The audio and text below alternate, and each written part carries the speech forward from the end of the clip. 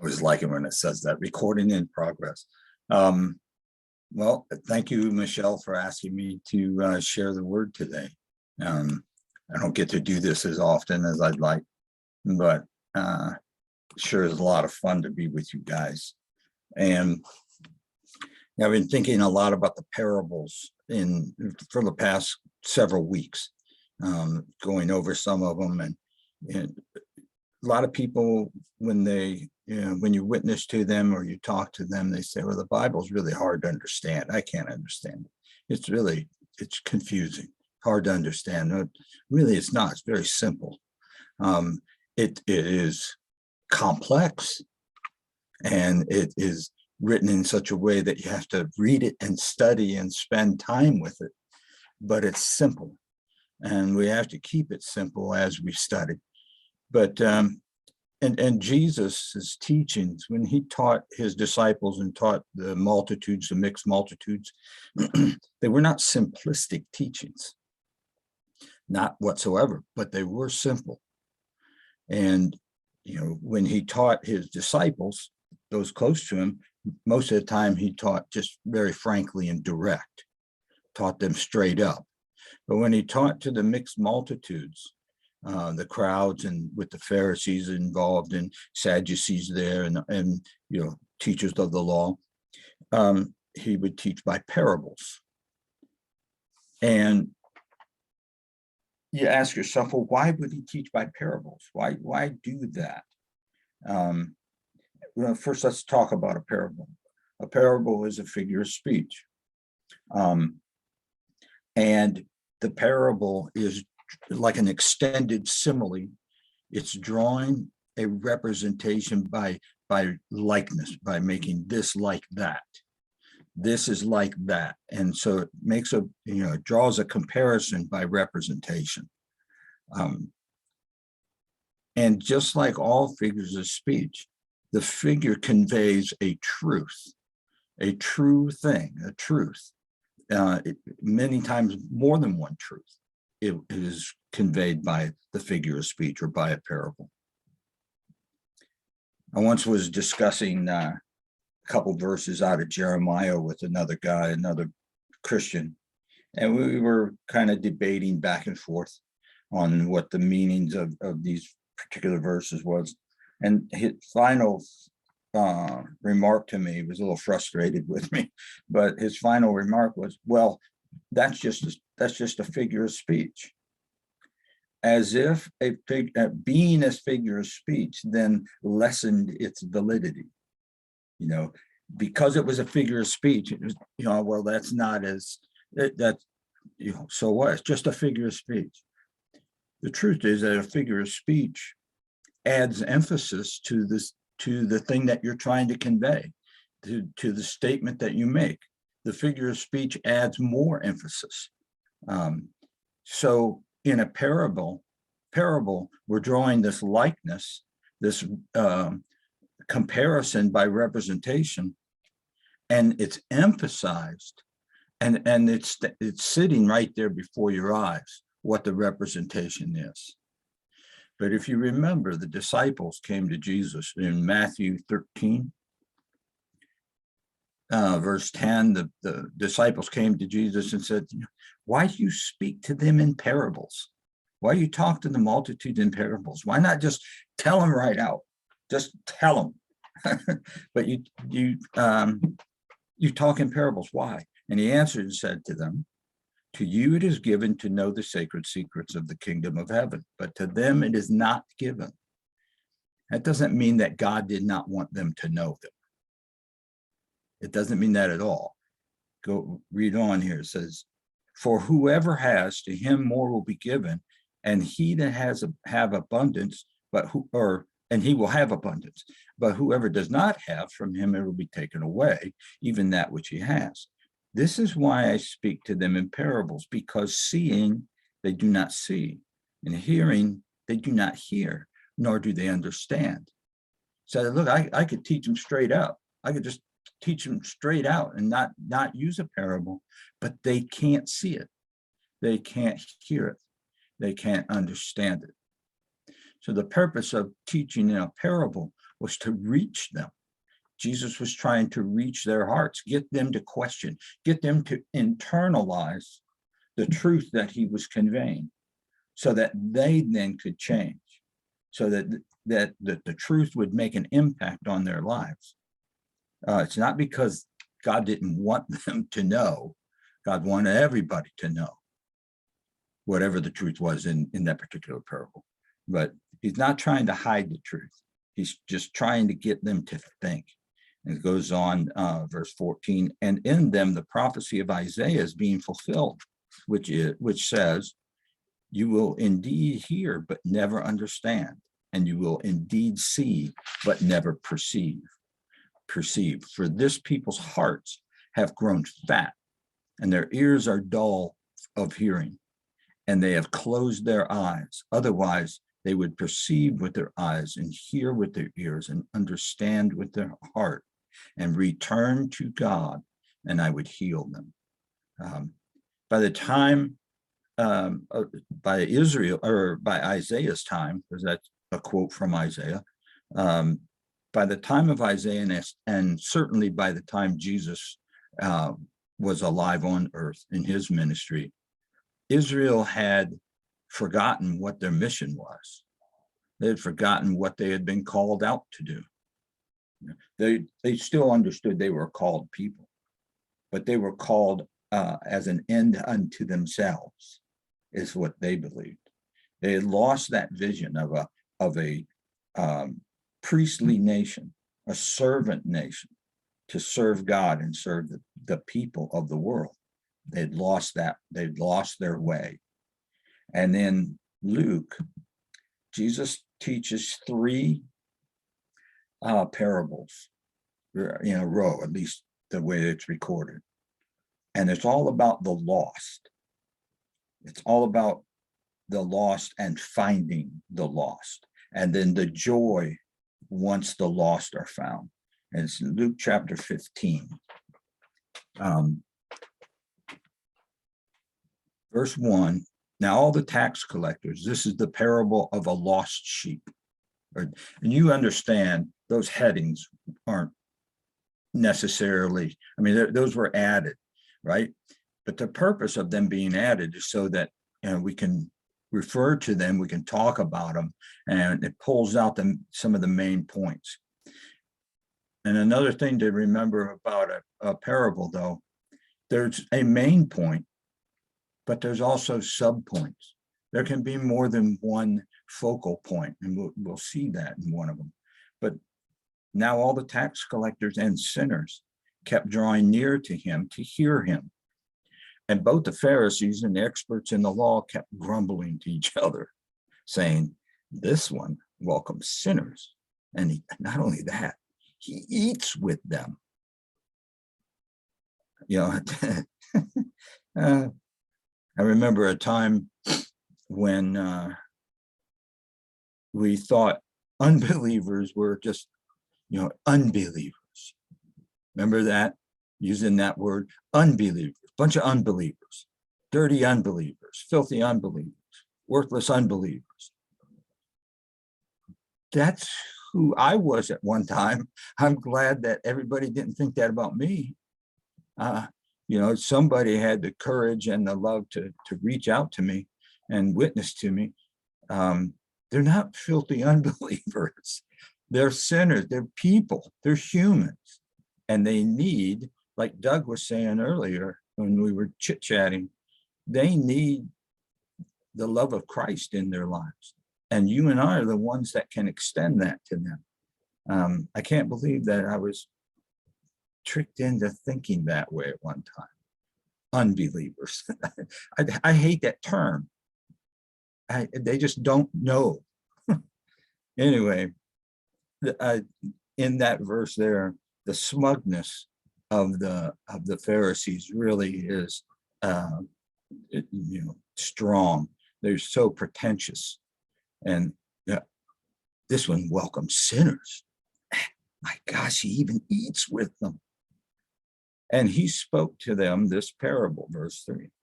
What man among you having 100 sheep, and having lost one of them, does not leave the 99 in the open country and go after the one that is lost until he finds it. And when he's found it, he lays it on his shoulders, rejoicing. When he comes home, he calls together his friends and his neighbors, saying to them, rejoice with me, for I have found my sheep that was lost. Well, who's the lost sheep in this parable? You know, the audience that he's speaking to. They're the lost sheep, but they didn't know it. They had lost their way, but they didn't know that they were the lost sheep. Oh, these sinners, he eats with them. Oh my gosh, we wouldn't do that. We're Israel. We're the Pharisees. We're the Sadducees. We're now. I tell you that in the same way, there will be more joy in heaven over one sinner who repents than over 99 righteous people who have no need of repentance. Talking about the lost and going out and reaching the lost sheep. But Israel had lost its way. They had completely lost. And it goes on, the parable of a lost coin. It says, or what woman who has 10 drachmas, if she loses 1 drachma, does not light a lamp and sweep the house, and seek diligently until she finds it. And when she's found it, she calls together her friends and neighbors, saying, rejoice with me, for I found the drachma that I had lost. You think of, all right, the coin, what, a silver coin, it's a day's wages. Can you imagine if you got paid daily, right? You got paid by check daily, and you came home and you lost today's check. It's gone, can't find it. You know, or maybe if you've ever lost a credit card for a little while, or lost something that's very important to you. Wouldn't you sweep the whole house looking for that check? Where did I put it? Where did I last have it? Where did I set it? All of that. You search for the lost. And this woman in the parable, and the thing about parables, for them to be believed and understood, they have to be real. Not that this is a real incident that took place, but it could have taken place. It probably did take place, just like it has for you and me. You know, you lose something. Where'd I lay that? Where'd I put the check? Where'd I put this? A parable, for it to be understood and believed, it has to be real. It has to make sense to the hearers. Else the parable would fall flat. It wouldn't have any power, it wouldn't have any strength if it was not possible, or had been possible, or had happened. But in the same way, verse 10, I tell you that there is joy in the presence of the angels of God over one sinner who repents. Again, the lost, seeking the lost and bringing them back. For Israel was supposed to be a servant nation. That's what they were called out to be. Not called out to be better than anybody else, better than any other nation. That wasn't the mission. They were called out as a nation of priests, a priestly nation. But those priests, a priest for what? Priests that ministered to God. In what way? By representing him to the rest of the nations of the world. They were his witness. They were his witness to all the nations, but they lost sight of that. And they became a purpose unto themselves, an end unto themselves. And remember, one of the commandments is love your neighbor as yourself, right? Love your neighbor as you love yourself. Israel, by this time, had redefined what their neighbors were. It wasn't, it was Israel. It was the other Jews. They're my neighbors. I'll love them as myself. But, that filthy sinner, I'm not going to eat with them. I'm not going to talk with them. They're not my neighbor. That's where Israel had gone to. They had lost their way. And Jesus is trying to reach them and show them that.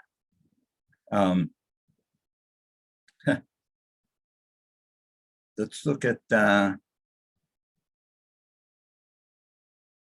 verse 13. No, verse 11, right. Verse 11, it's the parable of the lost sons is the way the REV heads this. If you remember from the King James Version, if you've read that, it's the parable of the prodigal son. And I believe in other versions, it's the parable of the forgiving father. It's interesting that all three of those headings, they're all true. But because we're talking the context of what Jesus is talking about, of the lost, reaching the lost, going and getting the lost of Israel and bringing them back to what God had really called them to do. And what their mission was ultimately to bring forth the Messiah and bring forth salvation to the world. But so calling it the parable of the lost sons, probably a little more fitting than the forgiving father, but we're going to see something as we go through here. Verse 11, and he said, certain man had two kids, had two sons. The younger of them said to his father, Father, give me the portion of the property that is coming to me. I want my inheritance. And so what did the father do? He divided them, or divided to them his living. He distributed his will. He distributed the inheritance. This parable is really important when it comes to understanding and translating two verses out of Hebrews chapter 9. Because the way that things are translated in Hebrews chapter 9, talking about the covenant and the Old Testament covenants and the new covenant. I think the word covenant, the Greek word for covenant, is used, I've forgotten now, 17 times in the book of Hebrews. And it's always translated covenant until you get to chapter 9, and verses 16 or 15 through 17. All of a sudden it becomes a will. And it's because the people didn't or the scholars for a long time did not understand how to translate and treat those particular verses.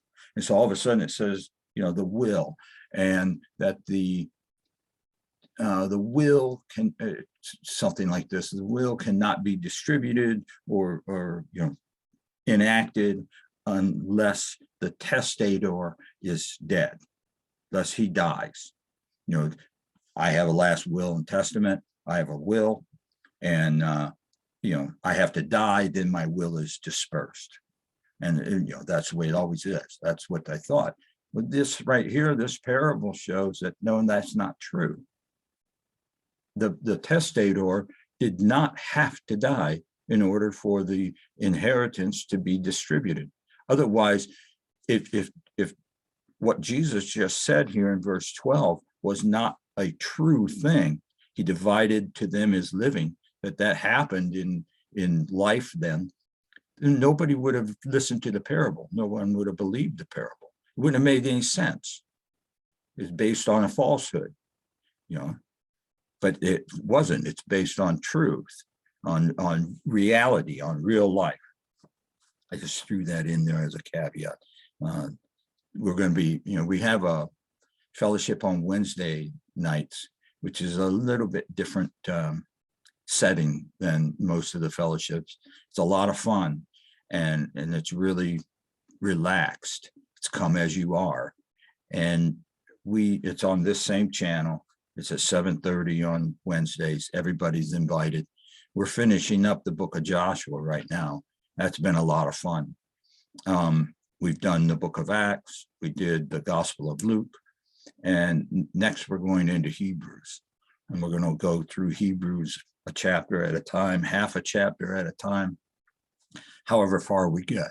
So everyone reads the particular chapter that we're moving into. Everyone reads that for a few days, a week, however long.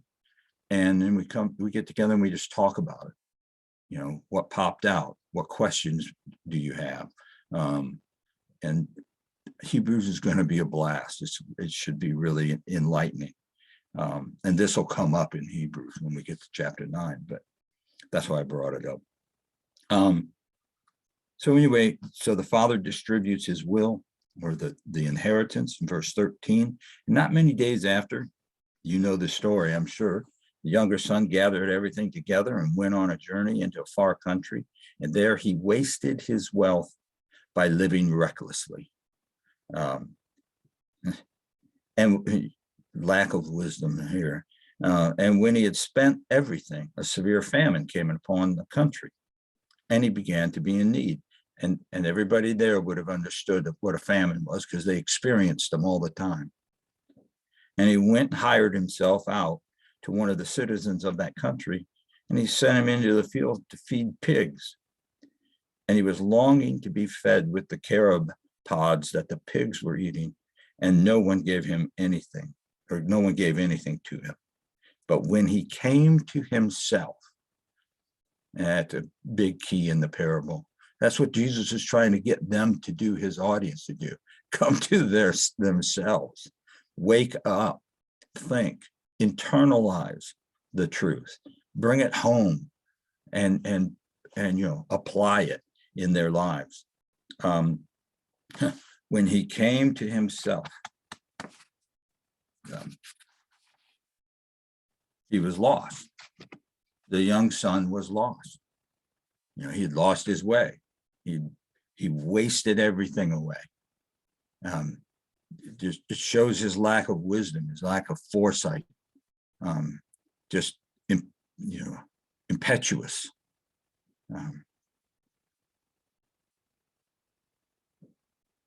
So he's trying to get them to come to their senses. And all of Israel had become like this son. They had wasted their inheritance. God had given them a rich inheritance, the whole land.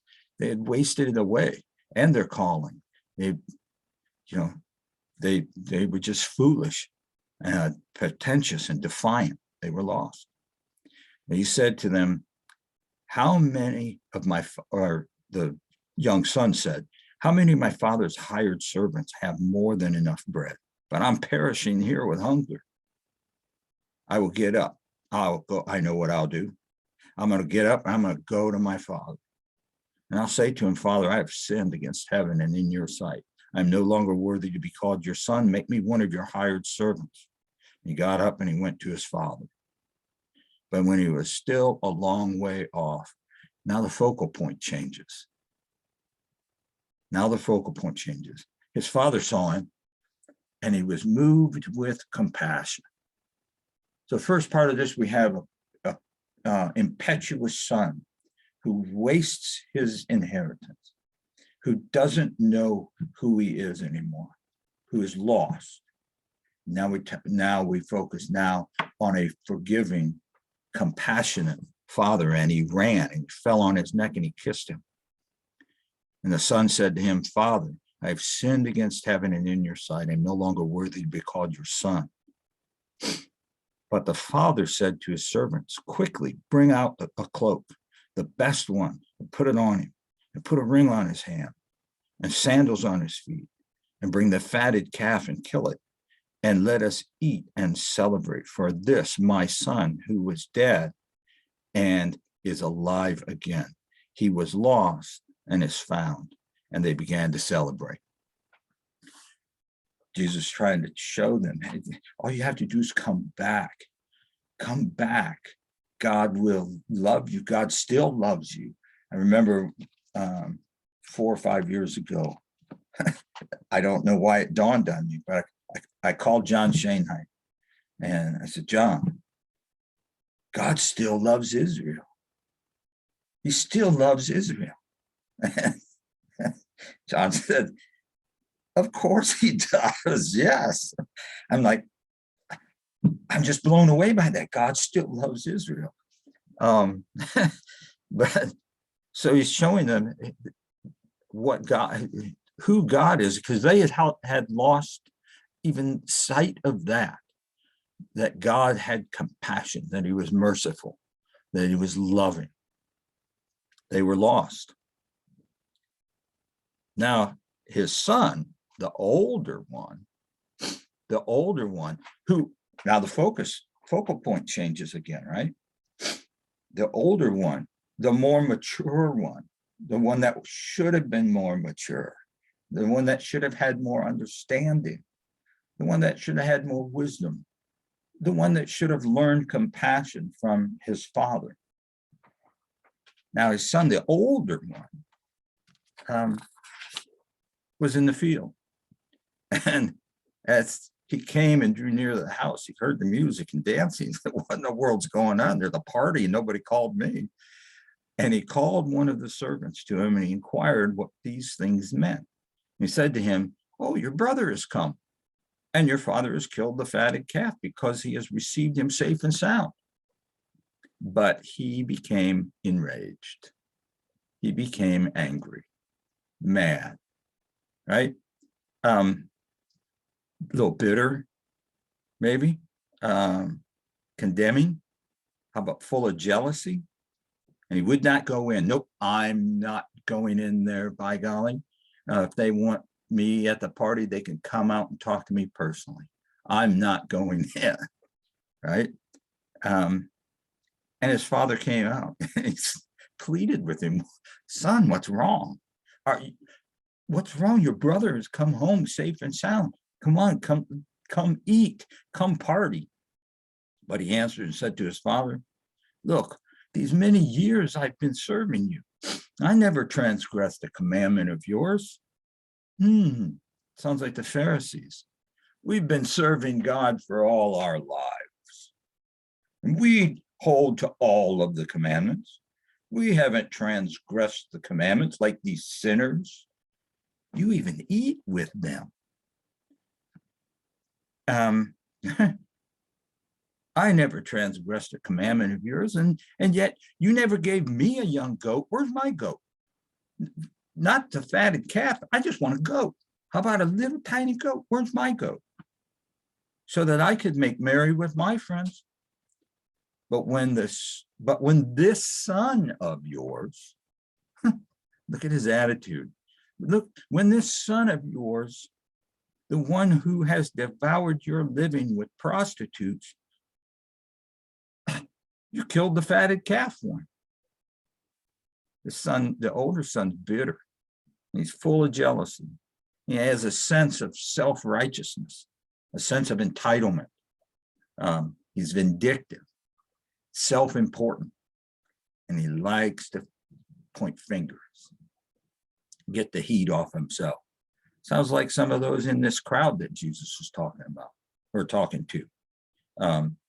The teachers of the Torah, the elders, the elder ones, Pharisees and Sadducees. They should have been more mature. They should have understood, but they still can't get it.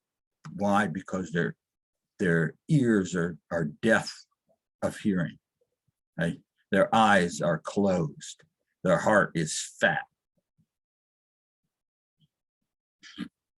The truth that Jesus is teaching just blows right past them.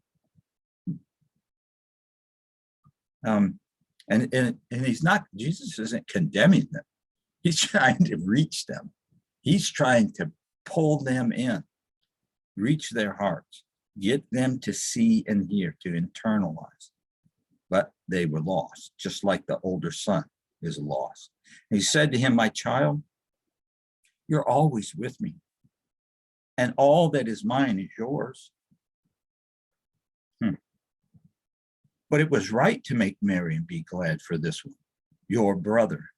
Big difference between the father's attitude about the younger son and the older son's attitude. It says, "This son of yours," the older son says. The father says, "Your brother was dead and is alive, was lost and now is found." I think the contrasts, or the comparisons and the contrasts within this particular parable are really vivid.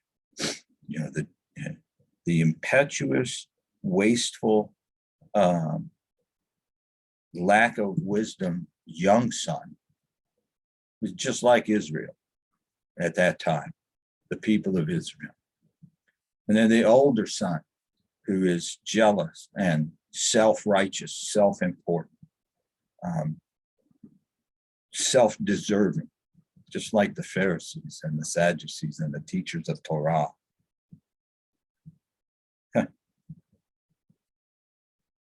Israel was supposed to help the nations of the world know who God was, to know Yahweh. They fell flat, they lost that. And Jesus trying to bring them back.